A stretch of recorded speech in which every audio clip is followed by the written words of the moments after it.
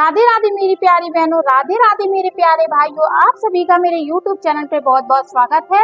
मैं आ गई हूँ आपके साथ जुड़ने एक और कथा के साथ, एक और शिव जी की कथा के साथ। शिव पार्वती जी की कथा। सावन के महीने में शिव जी की कथा सुनने से हमारी सारी मनोकामनाएं पूरी होती है, सारे कष्ट दूर होते हैं, सारे घर भंडार घर बन जाते हैं। तो चलिए दोस्तों, अपनी कहानी को करते हैं शुरू। तो एक प्राचीन काल में एक बूढ़ी दादी की गुड़िया की थी।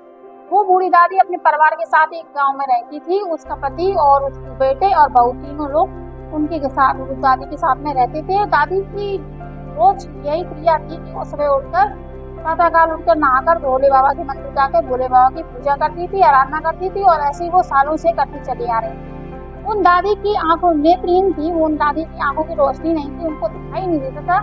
फिर वो एहसास करके वो मंदिर जाती थी, एहसास करके पूजा करती थी। तो ऐसे करते करते सालों बीत गए। जब पार्वती माँ ने को देखा, माता को, प्रिया को देखा कि ये बहुत ही लगन से पूजा करती है, शिवालय आके रोज मंदिर में जल चढ़ाने के बाद, पूजा अर्चना करने के बाद बहुत ही ज्यादा कष्ट से आती है, अंधी है। तो शिव पार्वती माँ भोले बाबा से बोली कि हे प्रभु, इस गुड़िया को भी आप वरदान दे दीजिए। ये इतने सालों से आपके साथ जुड़ी है, इतने सालों से आपकी तपस्या कर रही है, तो अब तो इसका वरदान इसको देना ही चाहिए।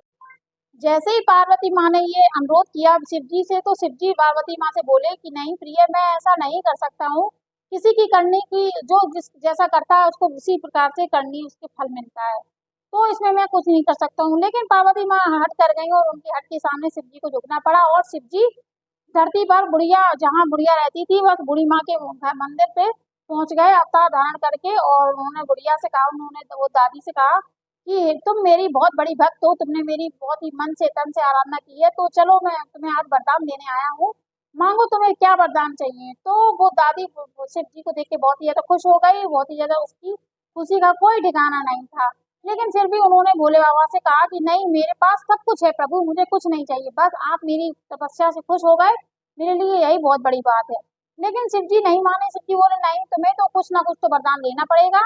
तो बुढ़िया को उसको समझ में नहीं आ रहा था कि मैं क्या वरदान मांगू। तो शिव जी बोले ठीक है, मैं तुम्हें एक दिन का समय देता हूँ, तुम घर जाके सोच विचार करने के बाद कल आना, फिर मुझे बताना कि तुम्हें क्या वरदान चाहिए। तो दोस्तों, शिव जी की पूजा करने के बाद वो बूढ़ी दादी अपना सामान लेकर घर को निकल गई। घर में जाकर वो घर के सारे सदस्यों को उन्होंने ये बात बताई कि मेरे शिव जी ने ऐसे ऐसे मुझसे बोला है। तो उनके पति बोले कि तुम ऐसा करो, तुम अपने लिए आंखें मांग लो, नेत्र मांग लो। तो उनका बेटा बोला नहीं नहीं, नेत्र नहीं माँ, आप शिव जी से मेरे लिए संपत्ति मांग लो, धन संपत्ति। तो उनकी बहू बोली नहीं नहीं, आप कुछ मत मांगो माँ, मेरे लिए एक बेटा मांग लो। मेरे मेरे बहुत, मैं संतानहीन हूँ, मैं बहुत दिनों से मेरे संतान नहीं है कोई, तो आप मेरे लिए एक संतान मांग लो। तो वो बूढ़ी दादी उनकी बातों को सुनकर अचंभित रह गई। उन्हें कुछ समझ में नहीं आ रहा था कि मैं शिव जी से क्या मांगू क्या नहीं, और वो ऐसी जाके सोच में जाके सो जाती है। सवेरा होता है, फिर वो शिवालय के लिए निकल जाती हैं, और वहीं शिव जी जैसे कि कहने पर प्रकट हो जाते हैं। प्रकट होने के बाद शिव जी उन दादी से, उस बूढ़ी औरत से यही सवाल करते हैं कि माँ को प्रिय, मेरे प्यारे भक्त, तुम्हें मैंने एक दिन का समय दिया था, तो विचार करके आई होंगी, क्या मांगना चाहती हो।